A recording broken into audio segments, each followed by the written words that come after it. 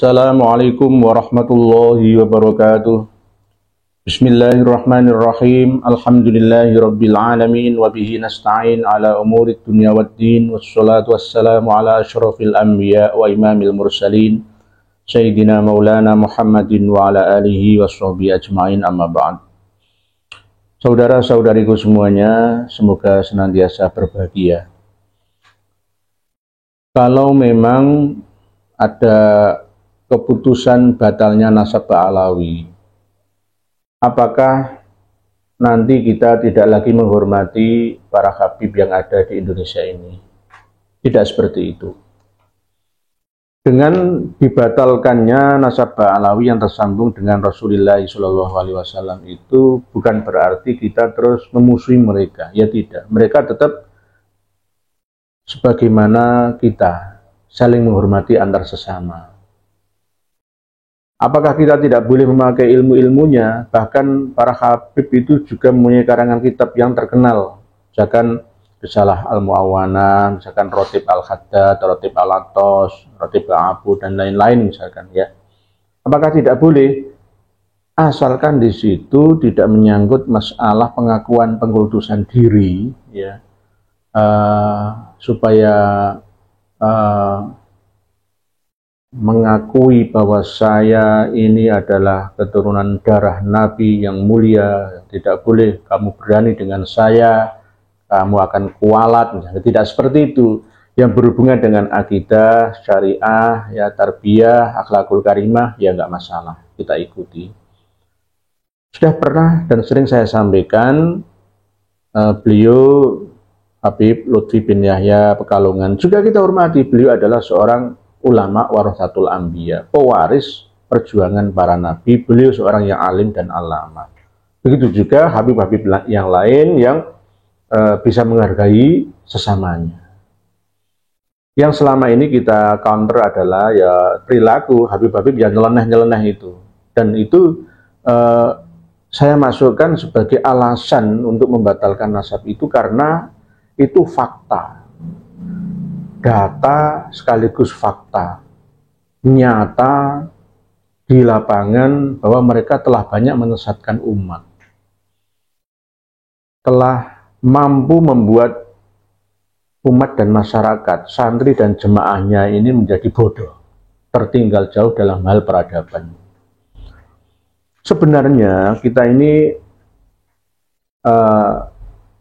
kalau mengamalkan ilmu agama itu tidak terlalu mulu-mulu lah. Yakini rukun iman 6, jalankan rukun Islam 5, berbuat baik dengan Allah dan sesama umat manusia, bahkan alam semesta raya, aman sudah. Islam, iman, ihsan. Cukup.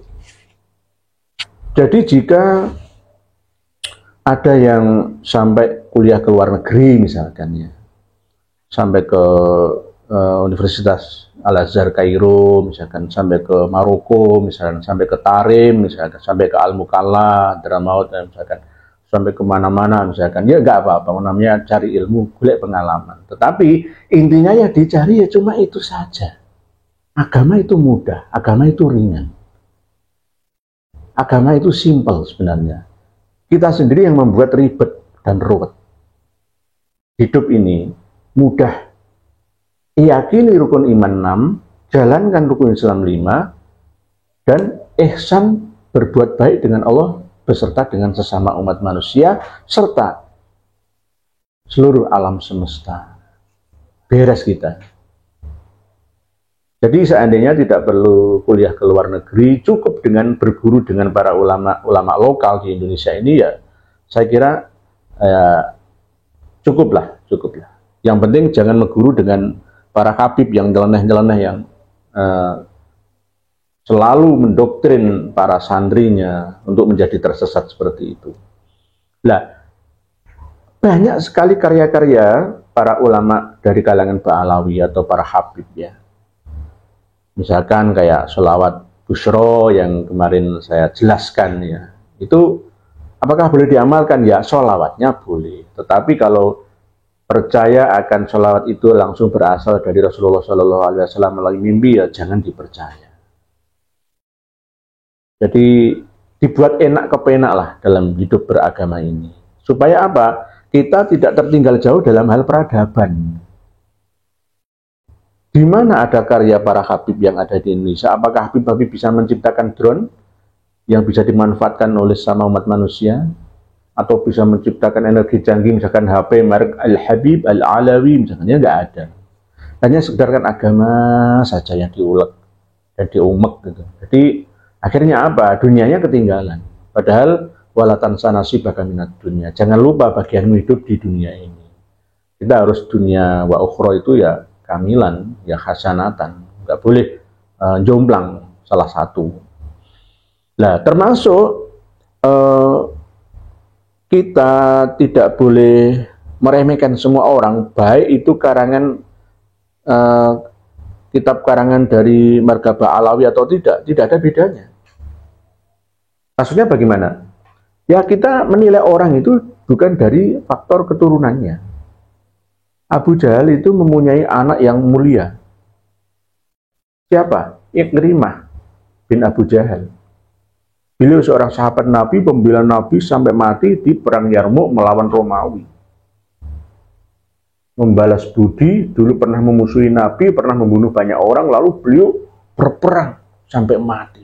Syahid di medan perang Yarmuk. Putranya Abu Jahal itu. Jadi jangan lihat siapa bapak saya. Kalau kita runut, dulu nenek moyang kita ya tidak muslim. Ya, jangan gugat ngundat-ngundat kayak begitu. Kalau ngundat kayak begitu nanti wah orang Jawa, orang Sunda, orang Madura, orang Dayak, orang Melayu itu semuanya itu anak zina karena dulu itu nikahnya tidak Islami. Nah, nanti akan ruwet lagi lah. Ya, jangan begitu, jangan begitu. Tidak boleh seperti itu. Ikrimah bin Abu Jahal itu seorang sahabat Nabi, padahal bapaknya bukan seorang yang saleh, orang kafir, memusuhi Nabi. Begitu juga Abu Lahab. Jadi kalau ada pepatah buah jatuh tak jauh dari pohonnya itu ya tidak semuanya benar. Hal ini terbukti pada Durrah binti Abu Lahab. Abu Lahab itu dia abadikan dalam surat Al-Lahab. Bismillahirrahmanirrahim. Tabbat yada Abi Lahab wa tab ma aghna anhu maluhu wa ma kasab sayasla naran dzata lahabi wa imra'atuhu hammalatal hatab fi jidha hablum min masad. Tapi beliau Abu Lahab itu mempunyai anak yang salihah yang bernama Durrah, dan beliau juga pernah meriwayatkan hadis dalam kitab Musnad. Dicantumkan rawinya, termasuk salah satunya adalah Durrah. Jadi kita tidak boleh menyembelihkan orang per orang, dari mana, siapa nenek moyangnya. Nggak boleh seperti itu. Sekali lagi kita harus memahami bahwa di Indonesia ini tidak ada cucu Nabi. Yang ada itu dzurriyyah Nabi. Itu kalau yang sahih, yang tidak terputus atau batal nasabnya. Ya melalui tes DNA atau isbat dari narkoba Timur Tengah atau narkoba Uzbekistan, Bukhara atau Turki, ya. Kalau ada koneksi, ya, misalkan narkoba Ansab Aulatis di Indonesia ini terkoneksi dengan Maroko, ya bisa juga sah dan sahih. Jadi kita tidak boleh menilai seseorang itu dari nenek moyangnya, bahwa mungkin enggak, tidak semuanya benar. Buah jatuh, ya, itu tak jauh dari pohonnya. Itu pepatah itu tidak selamanya benar.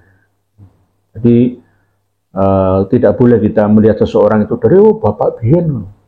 Kadang-kadang ada orang biyen nih bapak biung itu seorang yang tidak baik, paling anak itu. Jangan begitu. Tidak boleh seperti itu. Nabi Ibrahim itu siapa?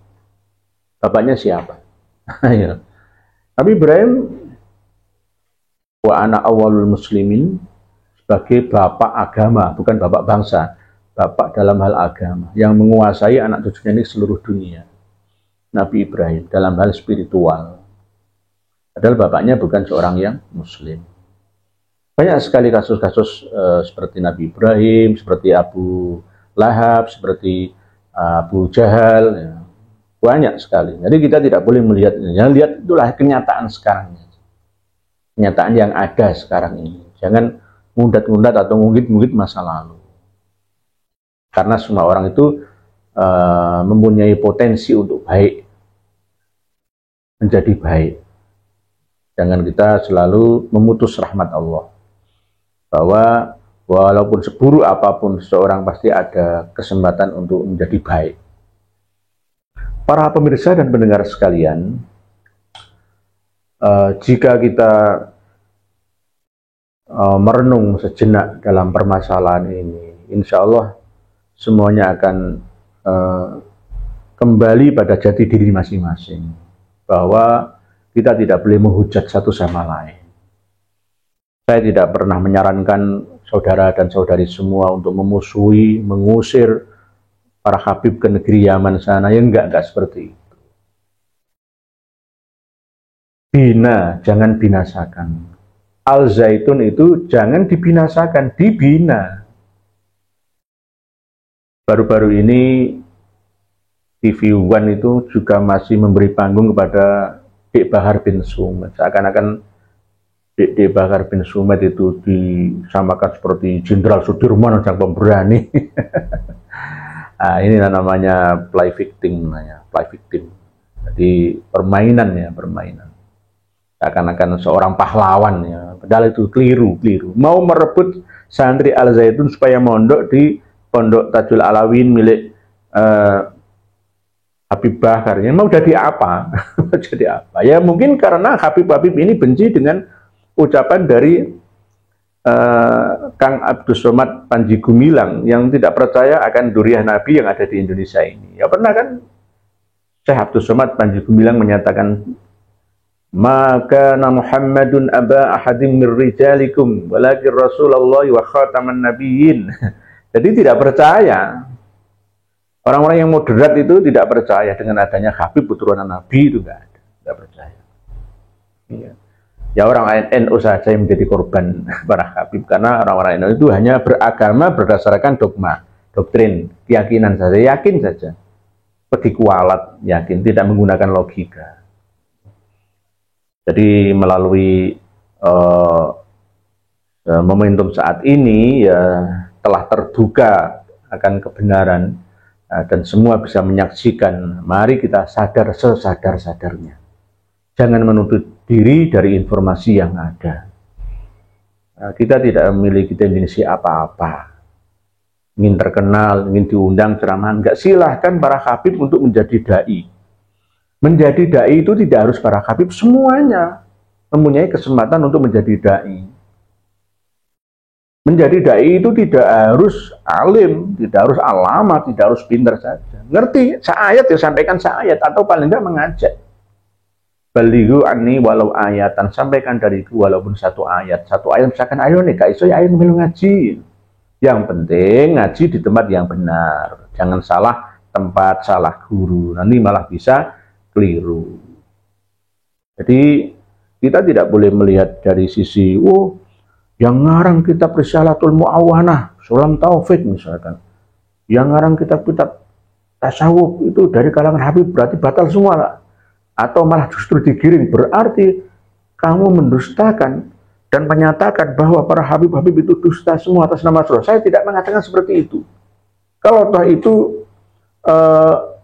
kena imbasnya gara-gara butlanun nasab Alawi ini, maka ya memang ya seperti itu adanya. Kembali ke contoh, Abu Jahal itu juga mempunyai seorang anak yang saleh, Ikrimah, sahabat Nabi yang setia membela Rasulullah SAW. Sekelas Abu Lahab juga mempunyai anak perempuan yang salihah, yaitu yang bernama Durrah, yang pernah meriwayatkan hadis dari Rasulullah. Jadi tidak ada jaminan dalam hidup ini. Sebab itu belum tentu orang tua kita buruk terus kita ikut buruk, ya enggak. Ingatlah Nabi Ibrahim. Siapa Nabi Ibrahim itu? Bapaknya Nabi Ibrahim itu siapa? Ya, dan bahkan bisa dibalik bolak. Nabi Nuh itu anaknya siapa? Punya anak juga yang tidak saleh. Nabi Lut punya istri siapa? Istrinya ada yang tidak saleh. Ya sama-sama. Jadi kita ini semua mempunyai potensi untuk baik dan juga bisa tidak baik, tergantung hidayah dari Allah, petunjuk dari Allah Subhanahu wa Ta'ala.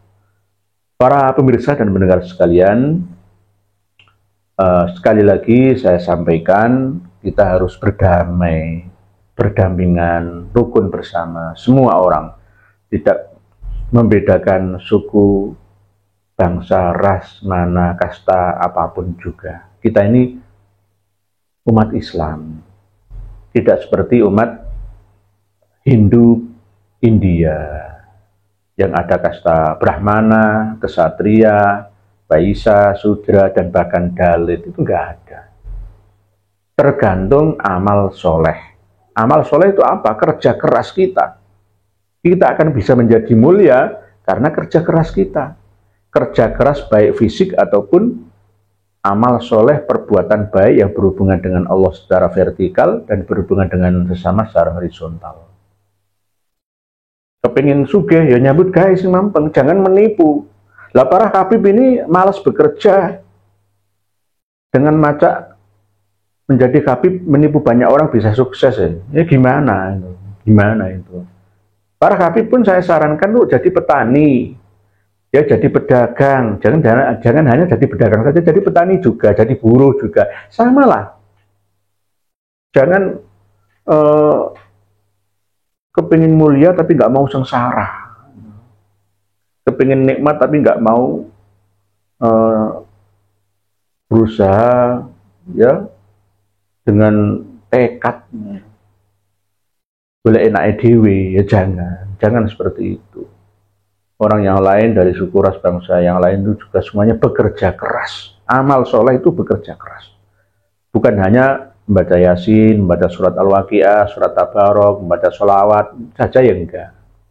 Dan saya tuntut kepada seluruh generasi muda bangsa ini untuk produktif. Jangan hanya sholawat Nabi dibaan saja, hanya mengikuti kegiatan kerohanian saja, lali dunia nih.